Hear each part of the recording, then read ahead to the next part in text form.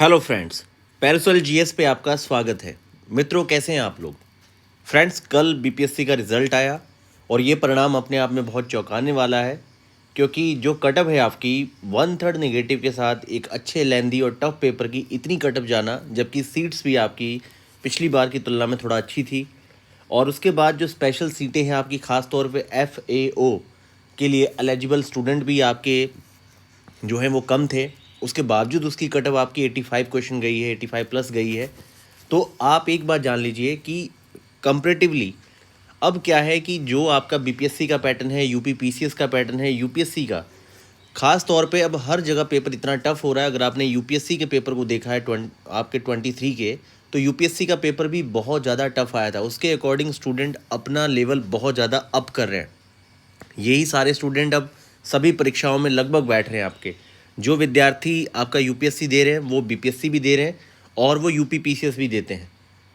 तो आप समझ जाइए कि 1/3 नेगेटिव के साथ जिन स्टूडेंट्स ने पहले भी कई सारी परीक्षाएं दी थी, उन्हें आइडिया था कि 1/3 नेगेटिव में कितना ज़्यादा स्कोर कम हो सकता है। तो उन लोगों ने यहाँ पे अपनी उस जो एलिमिनेटिंग टेक्निक होती है, कॉमन सेंस होता है, उसका बहुत बेहतर तरीके से मतलब यहाँ पे प्रयोग किया है। ख़ास तौर पे बहुत सारे आपके बिहार के भी विद्यार्थी हैं जिन्होंने बहुत अच्छा परफॉर्मेंस किया है। लेकिन सामान्यतः जो पहले एक ट्रेंड था, जो फैक्चुअल टाइप का पेपर था 67 के बाद जो अचानक से पलट गया, 68 69 का पेपर अपने आप में बहुत डिफरेंट है। और ख़ास तौर पे 69 का तो पेपर बहुत डिफरेंट है। अब ऐसे में सीधी सी बात है कि किस तरीके से आखिर जो आपका यहाँ पे रिज़ल्ट है, परिणाम है, वो आएगा, ये अब सोचने वाली बात है। तो देखिए, यहाँ पे क्या है कि मैं आपसे कहता हूँ मित्रों कि आप लोग, जो लोग भी, जिनका भी प्रीलिम्स का रिज़ल्ट क्लियर नहीं हुआ, वो लोग फेल हो चुके हैं, वो लोग एक काम ज़रूर करें कि थोड़ा सा आप खुद को थोड़ा समय दीजिए, 2-3 दिन का, 4 दिन का। इसके बाद सबसे पहले आप अपने ही जो आप अभी तक अपीयर हुए हैं 67 68 69, आपके पास आपके कमरे में पुराने पेपर पड़े होंगे। अगर आपने गुस्से में उन्हें नहीं फाड़ा होगा तो आपके पास कमरे में वो पेपर पड़े होंगे। उन पेपरों को उठा के बहुत ही शांत दिमाग से एक रफ़ कॉपी ले लीजिए, पेन ले लीजिए और देखिए कि आपकी परफॉर्मेंस कहाँ पर बहुत ख़राब रही है। क्या आपने पॉलिटी के बहुत सामान्य प्रश्न गलत किए हैं, या फिर आपने ज्योग्राफी के बहुत सामान्य क्वेश्चन गलत किए हैं, आपने स्टेट स्पेशल पे कोई अच्छी स्तरीय स्टैंडर्ड बुक इम्तियाज़ अहमद नहीं पढ़ी। तो इस तरीके से आपको देखने की ज़रूरत है, क्योंकि कमियां आपको आपके ही पेपर में ही मिलेंगी कि आखिर आपका कौन सा सेक्शन बहुत वीक है, जहां पर आपको काम करने की ज़रूरत है। तो ये सारे सेक्शन पे आपको मित्रों ध्यान देना है।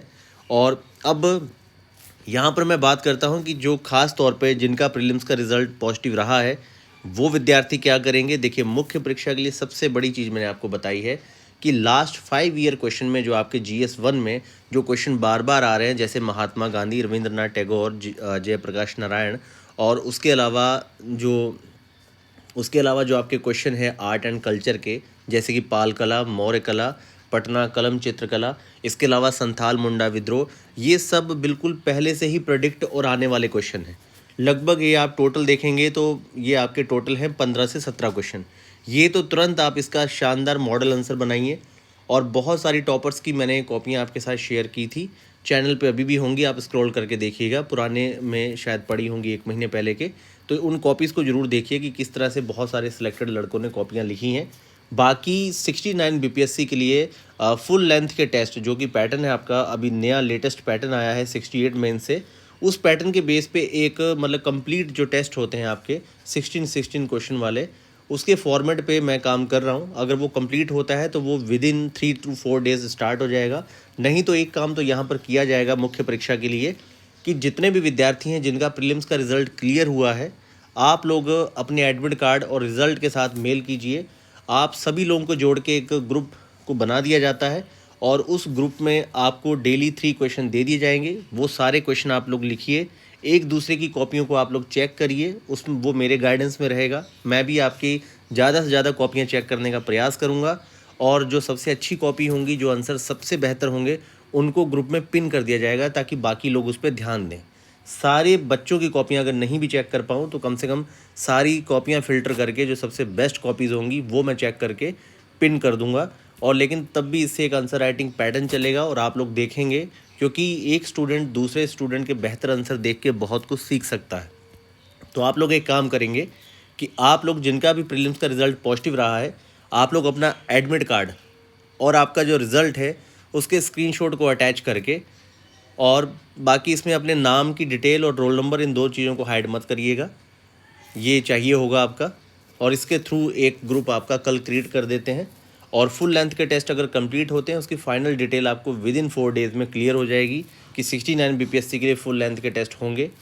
और बाकी आपका जो 70 बीपीएससी है उसके प्रीलिम्स की रिज़ल्ट थोड़ा सा उसकी डेट और उसके नोटिफिकेशन का जो फंडा है वो क्लियर हो जाए तो फुल लेंथ टेस्ट आपके 20+ फुल लेंथ टेस्ट, और नहीं तो आपके जो स्मॉल टेस्ट हैं वो 80+ होंगे। 40 क्वेश्चन के 80+ टेस्ट की सीरीज़ जो है उस पर पूरी तरह से काम चल रहा है।